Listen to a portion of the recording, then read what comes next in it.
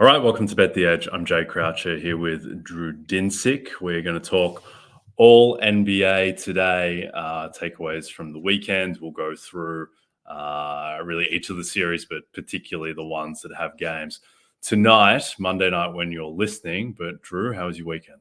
It was incredible. Shout out to Auckland, New Zealand's own Scott Dixon for coming through in the Long Beach Grand Prix. Really, this was like if again, like there's no bad weekend to be living in Southern California, but one of the best weekends to be living here is the weekend of the Grand Prix. It's just the weather is perfect, and people that came into town, we had just a great time with some of our gambling mutual friends.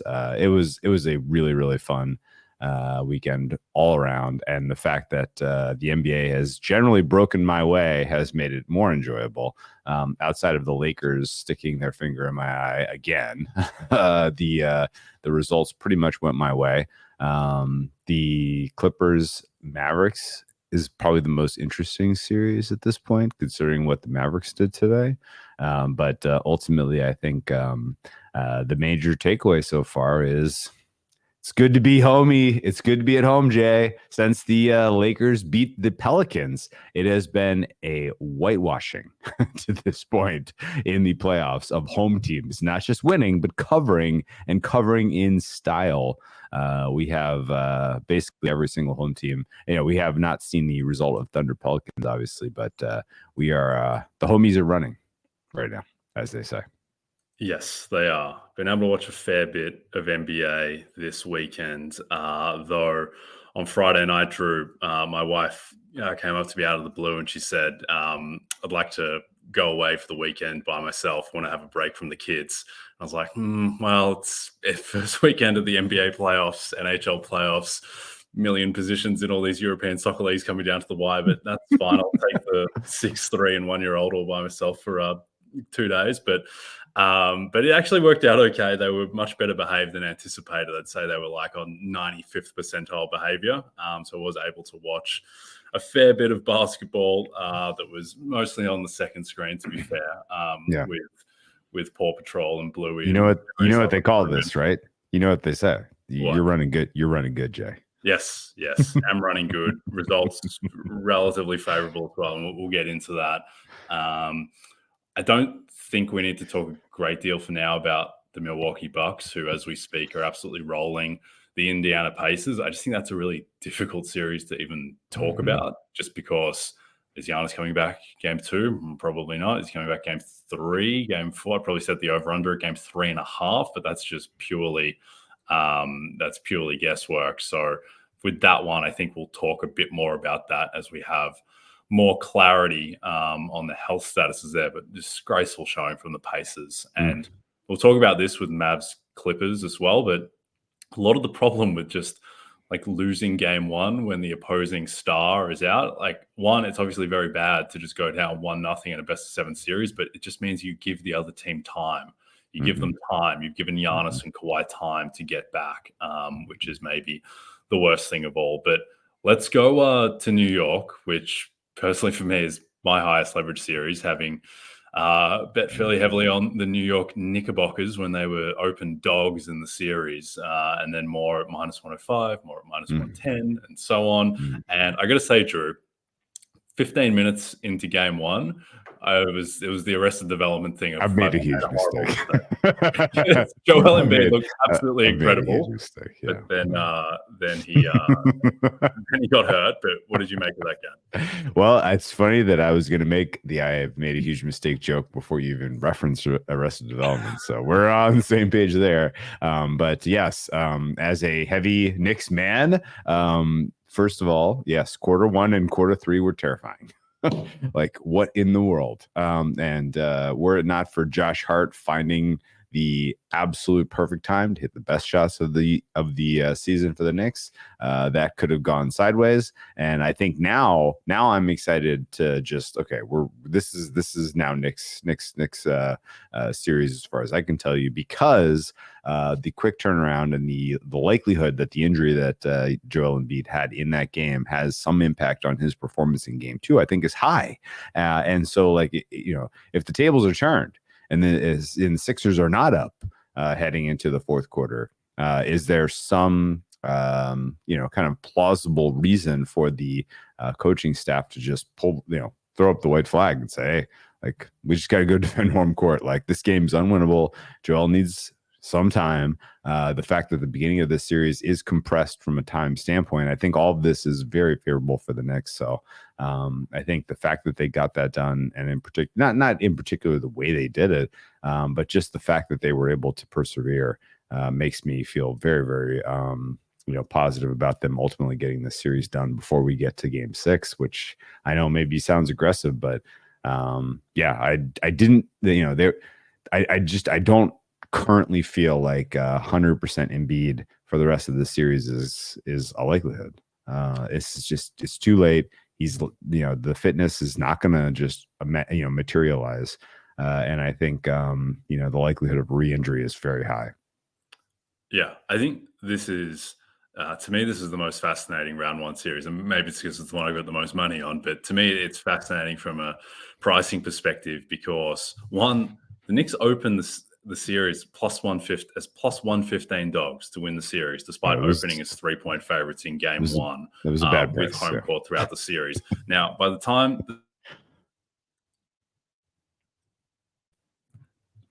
the series tipped off, the Knicks were minus 145 to win the series, despite nothing changing in terms of health news. So I just don't really understand the market mechanic there. It's not like sometimes you get a bad opener and it corrects, like Boston, Brooklyn, famously with the Celtics opening dog and then closing favorites and then sweeping Brooklyn. Yeah. This one was minus 110 for days and then just closed minus 145.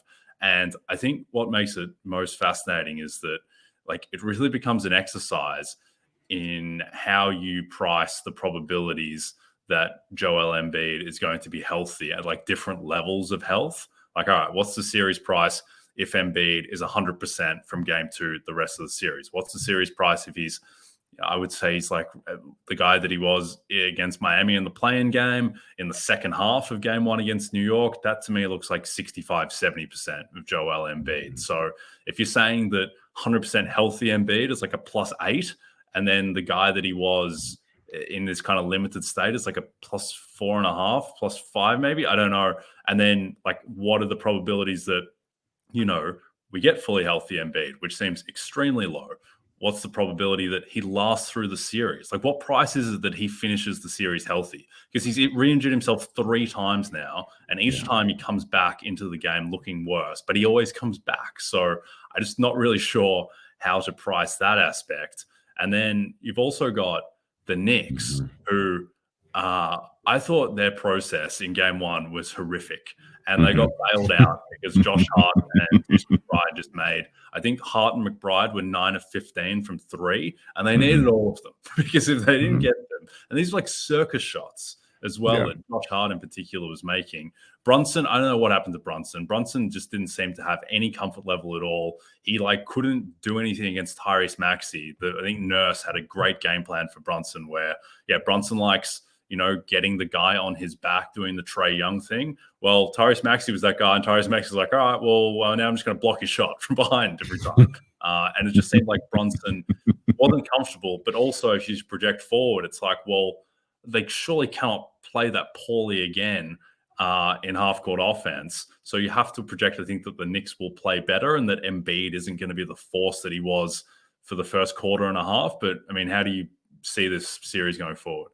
I see the game 2 at a minimum and maybe game 5 as very likely no contest from the Sixers. Like, I just don't understand how you can compete with this schedule and the state of your most important player in terms of physical fitness. And I think the Knicks are gonna be able to, that I guess really what I'm saying is I agree with you that they were relatively lucky to win that game, but that's fine. And the fact that they are the better team and now they have the opportunity to really put some serious pressure on the Sixers is huge, because taking a 2-0 lead into Philadelphia and getting one of game 3 or game 4, probably game 4, could potentially end this series in 5. And I would be more surprised with Embiid finishing this series with a exclamation point in 7. That would surprise me more than him not playing a game 7 because he's hurt, right? Like, I think the probability distribution of him not finishing the series is higher than him finishing the series in a state where he is the deciding factor. Yeah, I think to me, the biggest takeaway from game 1 as to how the rest of the series will unfold, because so many things are fluky. Like, you had MVP Joel Embiid for a half, and then you had kind of very incapacitated Joel Embiid for a half. You had Jalen Brunson going 8 of 26. You had Hart and McBride lighting it up from 3. You had an awesome Tyrese Maxey game. Just a lot of weird elements that I'm not sure are going to completely carry over. What I do think is going to carry over is that I just think the Knicks are going to destroy them with offensive rebounding. Mm-hmm. And they got 52% of offensive rebounds in game 1. That's insane. They're getting more than half of their misses. Yeah. They're probably not going to replicate that, but I think they're going to dominate them there throughout the series. And then they destroyed them in transition. And so despite having I think it was a 76 offensive rating on first shots, which is insanely bad, but they still had an efficient offensive game overall just because of the offensive rebounds. Mm-hmm. And that's the thing with the Sixers team, where on paper it kind of looks okay because, you know, Lowry had a really good game. Batum's been playing well lately. Oubre has been more than they've expected. Maxey is great. Embiid is obviously great. But the Sixers, they just don't play with force. Like, you don't feel these guys athletically if it's not Embiid being absolutely dominant or Tyrese in transition. Like, and even Tyrese, like, he's skinny. Like, he's not a physical, like, he beats you with speed and finesse. Whereas these guys like Josh Hart and Anunoby, and even like Brunson, who is just like a ball of, he just bundles into guys. Juice McBride as well. Like, these guys, you just feel them on every. And Mitchell Robinson, Hartenstein, these guys, they just they crash the glass. They can get out in transition when they're allowed to. And I think just physically, that you're just going to feel that every game in a way where I just don't think the Sixers are going to win this series unless Embiid gets to at least like 90% of the guy that he was in the first quarter of game 1. Yeah, I could not agree with you more. And if you point to the box score and you're like, well, yeah, McBride, yeah, I dare you to make 5 threes again. Or, you know, Josh Hart, yeah, make 4 threes again. You know who's not making 4 threes again? Kyle Lowry. Like, this was as good a game as you were ever getting from Kyle Lowry, and you had a chance to steal. And if you did, then we were going to be sitting here like, wow, what do we do? More Knicks? You ready?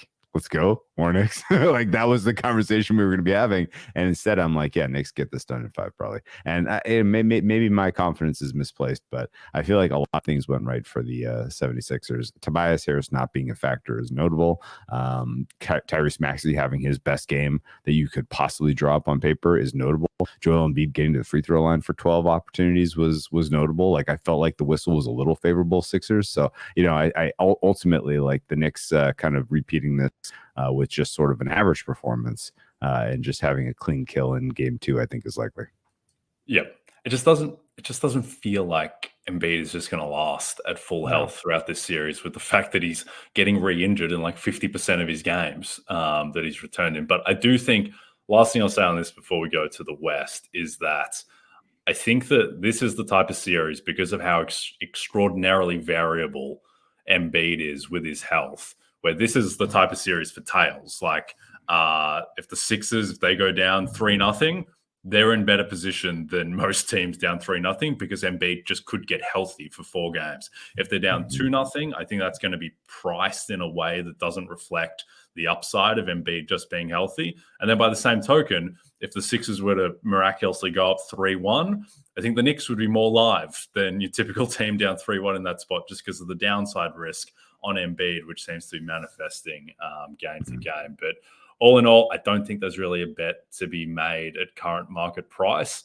But this is a market also to just watch live, because you'll be able to tell pretty quickly in game 2 whether Embiid has it or not. And you can tell very quickly in game 1 that he did have it and then he lost it. And if he doesn't have it to start game 2, that is big problems for Philadelphia. And that's when you start to think like, all right, only 1 day between games. Maybe the Knicks can really blow them out here. Yeah. All right.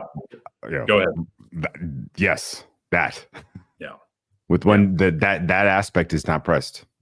Yep. No, certainly massive variance game to game and within the series with this one. All right, the NFL draft kicks off Thursday, and we have you covered with our mock drafts, positional rankings, player interviews, and news updates around the league. Go to NBCsports.com/NFL draft today for insight leading into round one, and check back throughout the draft for analysis of every pick. All right, Clippers-Mavs in the West. Game 2, Tuesday night. What did you make of game 1 of this? Do we have to talk about this one? I don't watch a ton of this one. So Mavs sweep's not happening. That is a loss. Mavs being some sort of super team seems maybe a little bit optimistic considering what we saw today. This was a weird one because first of all, weird things happen when the key player for the other team is expected to play and ultimately does not. We know this. Like the redistribution of usage for the team that is replacing that player is an unknown other than the players who are like expecting it. And those guys stepping up and performing to the level that they did, particularly in this spot in the absence of Kawhi, was a surprise. But they were incredible. And this was not really a contest as far as I could tell you. Like the first quarter, it felt like the Mavericks were just like, didn't really have a plan. They were bought into the idea that this was going to be relatively straightforward thing for them, and they ultimately dig themselves into a 12-point hole in the first quarter. And we've seen the Mavericks come back from 12-point holes many times. And you look at the box score after first quarter and it was like, okay, Zubac 5 or 6. Yeah, he'll keep making he did. But like ultimately, like some of the issues that the Mavericks had, I thought were not really addressed by coaching. And then the second quarter was just an absolute bizarre performance. 8 points, like the offense having no vision, no rhythm, no fluidity was completely surprising because that is ultimately how this team is built. And we've seen the Mavericks perform at this looked like practice squad type of performance relative to what we've seen from them down the stretch. And it was very, very tough to kind of synthesize, well, is this just who they are? And we were rope-a-doped because they were playing lousy opponents. And I'm kind of thinking that there may be a small angle there where I need to get off some Mavericks here. Mavericks, the series price has not moved even commensurately to the fact that the Clippers won a game without Kawhi, and presumably he will come back and they will be, kind of meaningful favorites in game 5 and 7 if this goes 7. And so now I'm staring at this price and I'm just trying to do the math. I can't get here, and I'm on the other side of existing bets. So I feel like hope in the Mavs might have been a little bit misplaced. And I'm not sure that ultimately this is as good a matchup as I had originally drawn up on paper. Okay. I think we're pretty far apart on this one because I'm not worried about the Mavs, at least with what I've seen. One, the Clippers shot 50% from 3. The Mavs shot 30%. And to my eye, they were getting better shots than the Clippers. And I just cannot buy the idea that, one, a team that is starting Terrence Mann, Amir Coffey, and Ivica Zubac can have an elite offense. Like those are just 3 guys who just don't give you enough spacing. And I get that Harden and George are really good, but they shouldn't be good enough against this Dallas defense, which is great down the stretch, to be able to, put up the type of performance that they did, at least in the first half. Secondly, I just we've seen enough of Luka going up against Zubac and going up against, Harden, who wasn't exploited enough today. I just don't buy the idea that Dallas's offense isn't going to be awesome in this series. And so I think this Dallas team, and this is somewhat just unfounded, but they just screw around. They play with their food. When they beat the Suns 2 years ago, they lost games in that series by 20 and 30, and then they won games 6 and 7 by a combined 60 points. This team just weirdly runs hot and cold. I think that they just no-showed in the first half. They weren't really ready. And then by that point, it was just a little bit too late. And they made a little bit of a run at the end, but they didn't get close enough.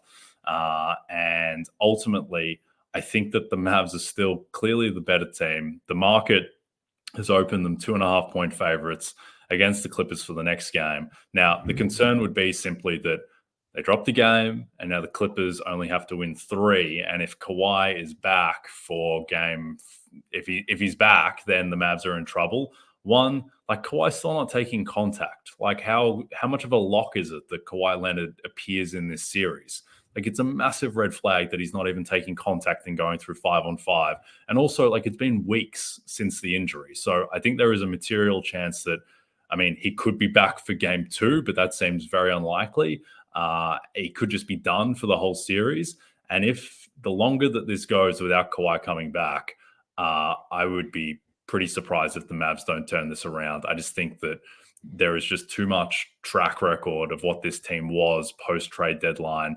And there's just too many structural flaws in this Clippers team where, the zigzag thing is real. I've never really entirely understood why or how specifically it works, but between coaching adjustments and teams that are down going with tightened rotations and just playing a little bit harder, I guess, when your back is up against the wall, that seems to matter. And I would say that, this team, particularly this Mavs team with their history, I think they will show up in game 2. And I think that, I still think that the Mavs I still think this is a coin flip series.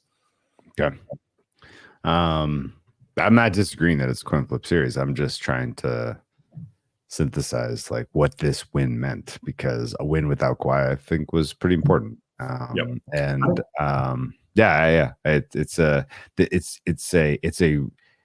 The team defense from the Clippers. I guess you can cut both ways. You can watch the tape and you can say, man, that Clippers team defense was incredible. But you can also watch that tape and be like, what in the world were the Mavericks thinking? Like, what were they doing?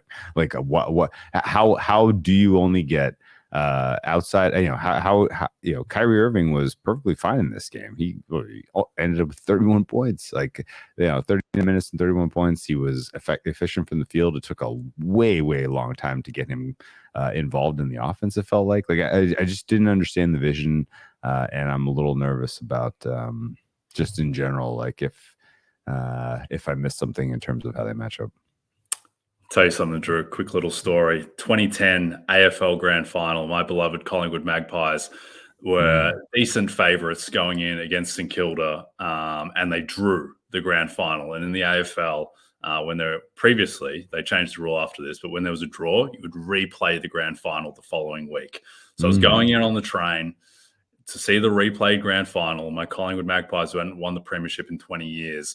And normally I'm very pessimistic about my teams, my positions. I just naturally gravitate towards thinking things are going to go south. But I just remember being on the train thinking like, all right, well, all of our best players played poorly. Dane Swan did nothing in the draw. Alan Didak, Scott Pendlebury, Travis Cloke did nothing. All of these guys were down and we still got a draw. And everyone is just going to have to play at a certain raised level and we're going to win this game. And they did win by 50-odd points.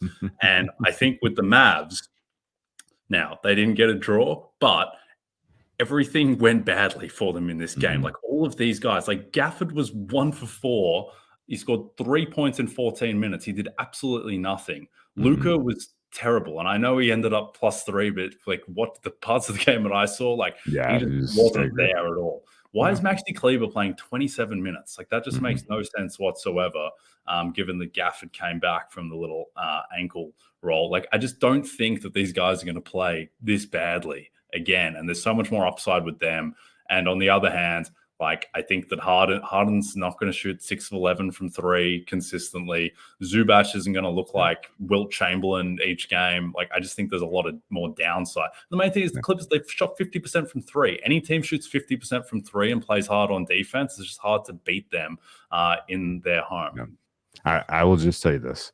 As someone who has a bunch of Mavs in pocket, I watched this game and I was like, wow, I guess I really thought much more highly than I should have of PJ Washington and Daniel Gafford and Maxi Kleber. Like the ancillary pieces around the Mavericks are a big question mark. Yeah, I don't know why Jason Kidd's playing 9 guys as part of his regular rotation. Like, Kleber can just go. Like, get rid of Kleber. 10 guys. He played Josh Green 9 minutes as well. Kleber can go. The bench should just be Hardaway, Lively, and Exum. Like, that's Yep. it. Like, why Yep. in the second quarter of game 1 of the playoffs, he's playing Maxi Kleber next to Derek Lively? Like, what are you doing, Jason? Like, you cannot play this way. You just need 8 guys. You don't need to play Kleber. Just play Gafford and Lively as the lone bigs, and it'll be fine. So, I'm not worried about the Mavs yet. Even if they go down 2-0, I'm kind of low-key not like I don't think it's over yet, but I think they will show up in game 2. A team that's going to have to show up in game 2 are the Los Angeles Lakers, who, they were up, what were they? I think they were up like 49-36 in the live money line. They were like a minus 160. Was it an 18 point game? They were up a fair bit, and they were material favorites on the money line, and then it kind of all went south before halftime. LeBron hits the buzzer beater at half to push them back up 3, but the tide had already turned, and then the avalanche came in the third quarter, and now we're back in the familiar situation of the Nuggets being minus 700 to win the series, Lakers plus 500, and it really feels like nothing has changed from the matchup last year. D'Angelo Russell, who was fantastic down the stretch of the regular season, kind of reproving himself perhaps, as Seth Partnow said on Twitter, that he's more of an 82-game player than a 16-game player, where it just seems like he doesn't belong on the court with these guys. Yeah. So the largest lead was actually 12 retractions. The Lakers were only up 12.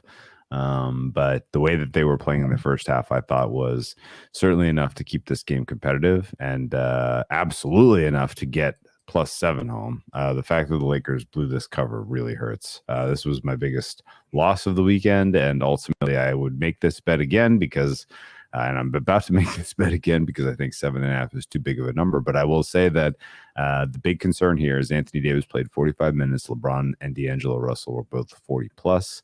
Like, that is the playoff rotation minutes you were hoping to see, and ultimately all of those guys were minuses. D'Angelo Russell, weirdly, a +2 actually, so I take that back. But that must have been just some fluky stuff because he was not ultimately. He wasn't good. He wasn't good, right? And the 1 for 9 from 3 was hugely problematic. He's not going to go 1 for 9 again, I don't think. I think ultimately it didn't feel. I was watching this through yellow and purple glasses, so bear with me, but I thought a lot of his shots looked very, very clean out of his hand. Like, it was like, this is going in, and then it was just hit back rim, and it was like, killing me. And there may have been a little bit of a home court effect because it is tough to go play in Denver. You brought this up last week, and you were very right. Like, this is the biggest home court advantage of any home team in the playoffs currently by margin. And I think the fact that the Lakers couldn't make shots, particularly Russell, was kind of ultimately swung this game in the third quarter. And I didn't see anything from the Nuggets that I was like, wow, I missed something. This is a super team. Like, they still feel very vulnerable to me. And I think, but that said, like, the Lakers' pattern for winning games as the underseeded team last year was straightforward. It was, we are going to give our starters max minutes in game 1 in an attempt to steal home court, and then they're going to throw up the white flag in game 2, throw up the white flag in game 5, but we're going to defend home court in 3 and 4, and then we're going to put this away in 6. And now you can't. Like, now you need to go run these guys back again 40 plus and hope that on a quick turnaround at altitude, James and Davis can do it. I have kind of lost a little bit of kind of confidence in this being the right side here, even at 7.5, which is even bigger number than what we had an opportunity to bet last time. But I do think that there is a narrower margin between these two teams. And rewatching this game, I thought, wow, those two teams were closer than an 11-point final score. But yeah, I'm painted into a bit of a corner here. Yeah, you know what the thing is that I notice most with this matchup, which now we've seen a lot of, is just how kind of small and helpless Anthony Davis looks on the court against Jokic, where it's just it's a visual thing for one, where I mean, Jokic has only got like an inch on him, but he's got 30 pounds on him as well. And Davis just has no chance whatsoever against Jokic. Jokic is just too smart. He's too strong. He makes you feel those extra 30 pounds and that extra 1 inch. And he just doesn't have any issue whatsoever with Anthony Davis, who, I mean, thinking back to the bubble, I thought Davis was better than LeBron in the finals in the bubble. And I came out of that playoff run thinking, like, is Anthony Davis just the best player in the world? Because I think he's the best defensive player and he's consistently scoring 30 plus efficiently. So maybe he's just the best basketball on earth. And now he's just like in a different tier entirely to Jokic. And like, he can't get anything against Jokic in the post with his own offense. Jokic is just too strong and just doesn't get moved. And then he can't really do that much against Jokic defensively. So, I mean, and it's Anthony Davis. Like, he should be, by now, he should be the best player on this team. He's still not. LeBron's still the better player. And I just don't know, like, if they're going to get, if D'Angelo Russell is this much of a no-show, then they're just not going to have any chance. And if they need to go more to Dinwiddie and Vincent than Russell, then those guys, it's just like a different iteration of the Dennis Schroeder show last year, and they just didn't have enough offense with that. So I think it's pretty helpless for the Lakers at the moment. And yeah, I think this market is priced appropriately, unfortunately, for you and for me as someone who's against the Nuggets in the West broadly with futures positions. I'm not thinking like this soldier is going to take them down for me. I think I'm going to need someone to give me some help in the next round. Yeah, we need this soldier to at least draw some blood, though. Yes, like, please, like, this can't be 4-0. If this is a Nugget sweep, this is a problem. Feels very 4-1-ish. It feels very 4-1-ish. It does. And my assertion that the Lakers could win against the spread 4-1 while losing 4-1 outright. Like, okay, well, half of that prediction sounds very, very correct, and the other half does not. Because boy, oh boy, when the Nuggets, because like, this was not a good Nuggets game, right? Like, you didn't come out of this game fearing the Nuggets. This was just everything I thought the Lakers were going to be able to do to maintain, a full 4 quarters of competitive basketball was not to be. Nuggets kind of did nothing for a quarter and a half. Yeah. They're barely on the court, and they gave the Lakers that 12-point head start, and it just didn't matter. They were up double digits themselves in the blink of an eye. Yeah. So, Drew, I told you I wasn't worried about my Mavs position. I'm a little more worried about my Suns position relative to how the market has moved, where against the Wolves, they get blown out by 25. Now, it seemed like they missed.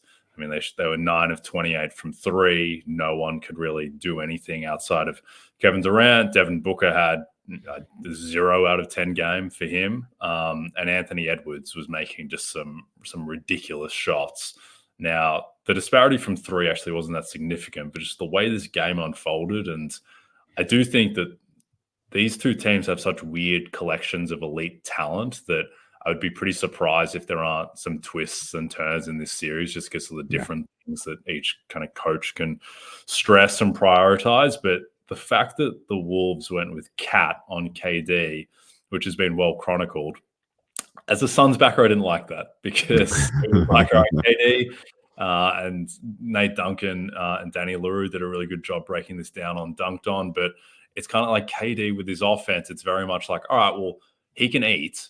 But when he eats, it's like, all right, well, he's taking a 50% mid-range shot and no one else is really getting involved, and there's no like machine, and there's no putting the defense in rotation. It's just KD kind of getting his, and everyone else wasn't getting anything. And then the Wolves were getting out in transition, and Anthony Edwards was insane. But what do you make of this series now? Yeah, so I had Timberwolves in game 1. I'm on Timberwolves in game 2. I think this is there is still very much potential for this to go longer. But sort of the baseline expectation was, if the Timberwolves play defense well, they're going to make life hard for the Suns. And if the Timberwolves offense isn't clicking, well, at least they can out rebound them every which way you can possibly draw it up. And that was sort of the story of game 1. I felt like the rebounding disadvantage for the Suns was sort of their death knell. The fact that they got 3 offensive rebounds while the Timberwolves got 13. They were out rebounded 52-28. That is not a sustainable ratio, particularly if you're not going to win the 3-point shooting differential. And a lot of sort of the talk about this series heading in, and we are excluded from this. We were not basing our handicap at all on the regular season, but the Suns shot lights out against the Timberwolves from 3 during the regular season. And they will have games in this series where they shoot lights out because they have some absolutely amazing shooters on the floor.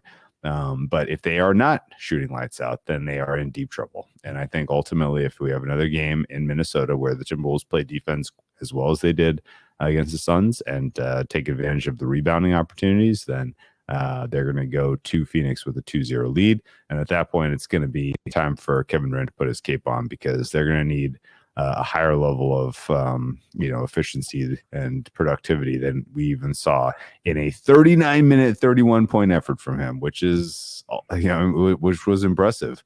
It was telltale though that he had 5 turnovers. That is like classical Kevin Durant, and I think ultimately the Timberwolves in particular takes such phenomenal advantage of turnovers in transition, and the Suns, while they do play good disciplined transition defense, if you're up against guys who can run like Anthony Edwards, then you're in deep trouble. And so ultimately I think the Timberwolves are going to be able to replicate the success in game 2, and then it's going to come down to Suns either defending home court in 3 and 4 or conceding, and then this being a shorter series. Yeah, we'll go deeper into this one tomorrow, but the one thing I just want to bring up quickly is Kevin Durant in the playoffs. He's a made man in the playoffs because of what he did, not just winning the 2 finals MVPs, but more for me, what he did against the Bucks in that series when he was on Brooklyn, where he did put on his Superman cape and he was majestic. But the past 2 years, he got punked by Jason Tatum, who everyone makes jokes about. Well, Jason Tatum absolutely cooked Kevin Durant for 4 games in a sweep where Kevin Durant shot 38.6% from the field. And then Durant was terrible against Denver. You just did not feel him at all last season. That was Devin Booker's series. He played in that series, right? Yeah, well, he shot 22% from 3 in that series. He had 4 turnovers a game to 5 assists per game, shot 45% from the field. He averaged 29.5 a game just because he took a million shots. But, it hasn't been a great couple of years in the playoffs for Kevin Durant. If they lose this series 4-1 or something, then, viewing Kevin Durant as a top 7-8 player, if that's not already kind of trending out the door, then I think it will be out the door entirely. But we'll talk about that one more tomorrow. Drew, next stop on the IndyCar series is Barber Motorsports Park in Alabama. The green flag waves at 1:30 p.m. Eastern, only on NBC and Peacock. Your kind of game. You don't have to tell me. Yeah, this is your world now, my friends. Scott McLaughlin. There you go. All right. Well, my world is Celtics-Heat, which we can spend 28 seconds on. I don't know really what to say about this, other than you very rarely see a team being a 15.5-point favorite in a playoff game. Yeah. I can't remember if that has happened, but this is as big of a mismatch as you can imagine. There will be no Leicester City winning the Premier League title type of fairy tale shot here, I would have thought. Any sentences about Celtics Heat? I thought the Heat did exactly the right plan. Their plan was, I think, sound. And I almost want to give their coaching and their scouting credit. What they asked the Celtics to do, I think, was the right questions. The problem is the Celtics answered those questions with an emphatic, we can do that. And Celtics finishing this in 4 feels right. The Jimmy Butler absence, I don't think matters. It was going to go relatively quickly in favor of the Celtics with or without him. It's sad for us as basketball fans that we don't have a more entertaining game in the 1-8 series, more entertaining series in the 1-8 matchup. But there's no magic for the Heat here. They played hard. I thought they played well, honestly, in what was a very lopsided defeat. So I don't ultimately think there's much space, much hopefulness here if you are a Heat fan or supporter. Yes. No, this one seems like a wrap, and the Celtics just need to get through it with health. All right. Their opponents, assuming they do get through, which I'm going to assume they do, the Celtics, will be the Magic, or more likely the Cleveland Cavaliers, who are now -1 favorites to win the series. The Magic +310. The Cavs closed -200 or so to win the series. Before game one, Cavs 5.5-point favorites in game two. The total is a lowly 202.5. This one, I felt, I mean, you can go back and forth on how instructive a game one is. I didn't think that game one of Mavs Clippers was particularly instructive. I did think it was for Lakers Nuggets, and I did think it was for Magic Cavs, because it brought home two things that I thought coming into the series, which was one, Cleveland's alleged slide, was just massively overrated, because Donovan Mitchell played 8 total games after February 28th. So it's like, all right, well, he's the best. He's twice as good as any other player on the team, and he was out forever, and the team lost a lot of games. Great. That's not really instructive to me. All that matters is he healthy? And when he had that, when he picked Joe Ingles, pick 6 in the first quarter, I want to say, and had like the hammer dunk, it's like, all right, he's fine. And he looked great. And he was 11 of 21, scored 30 points, 3 of 8 from 3. So he looked great. But the main thing is, Drew, I just don't think the Magic can score in this series. Yeah, the Magic aren't very good, Jay. No, they're not. I'm not sure if you bet much Magic. A lot of Magic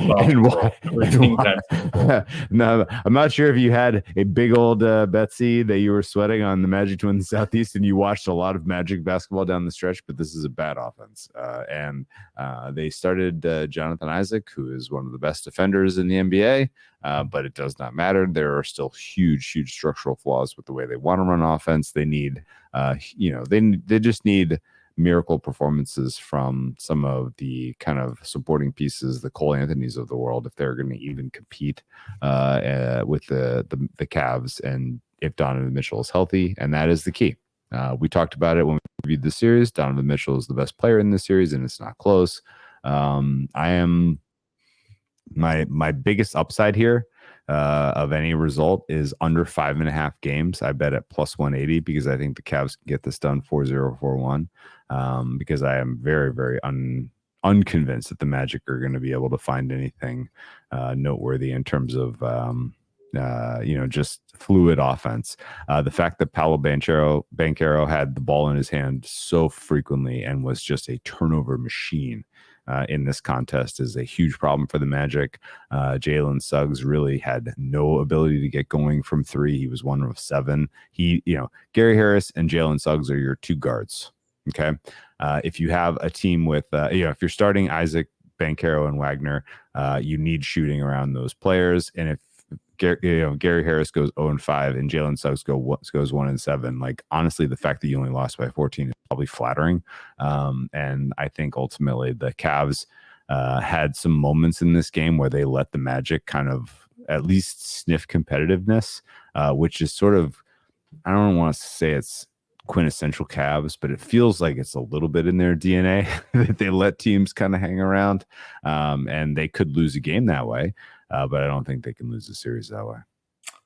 Yeah, I agree. I just think that they just have nothing to press on offense. There's no advantage to leverage. There's no path to generating good shots. And then on the other end, like Donovan Mitchell, who I think has weirdly become kind of overrated, I guess. Underrated, I guess, because of how the Knicks series went last year and how the Jazz flamed off in the playoffs repeatedly. Like, Mitchell has become an offensive kind of supernova. He was incredible this season when he was healthy. And I think that as good as the Magic's defense is, just having Donovan Mitchell out there on the floor gives your offense a certain raised floor. And it's a floor that Orlando themselves on offense just cannot get to. And I think Franz Wagner is magnificent. But the fact that he just cannot shoot threes this year is a massive problem. Paolo Banchero, I think, is one of the most overrated players in the league. And I think he will get to where people think he is at the moment. I think he'll get there at some point because he's got all the tools. But like, he is not a source of incredible offense at the moment. And he doesn't really have, I think, I was messaging with a friend who, we both bet the Cavs, and my friend was complaining about why isn't JB Bickerstaff, why isn't he matching up Mobley's minutes with Banchero? To which I replied, I just don't think it matters. I just don't think Paolo's good enough where you need to really care about matching up minutes with someone. Put George Niang on him. Is he really going to get absolutely cooked? I don't think so. He's just going to kind of get to his mid-ranger and fade away. And he's a good passer, and he's a very good player, but he's not a superstar or close. And I just don't think they're going to be able to score against the Cavs, who some teams are going to be able to punish the Cavs for the too big allotment, but this Magic team isn't going to be able to do it, I don't think. Yeah. Who had the most impressive, the only guy from the Magic who I was like, oh, that guy has a pulse, it was Mo Wagner. He was kind of scary. That's not a good sign. That's not a good sign, though. No, it's not a good sign. No, I think this is, short set, the Cavs are a little fraudulent as well, but it just feels like 4-1 to me at the moment. And I think the Cavs should roll, and then they'll get swept by the Celtics. All right. Don't forget to check out NBCsports.com for more information to help you with your wagers. Thanks to those watching on the NBC Sports YouTube channel. If you're listening to us in podcast form, don't forget to rate and subscribe. Also, a reminder to find all your favorite NBC Sports shows on Amazon Music. Just head to amazon.com/NBC Sports. From Jay Croucher and Drew Dinsick, we'll see you tomorrow.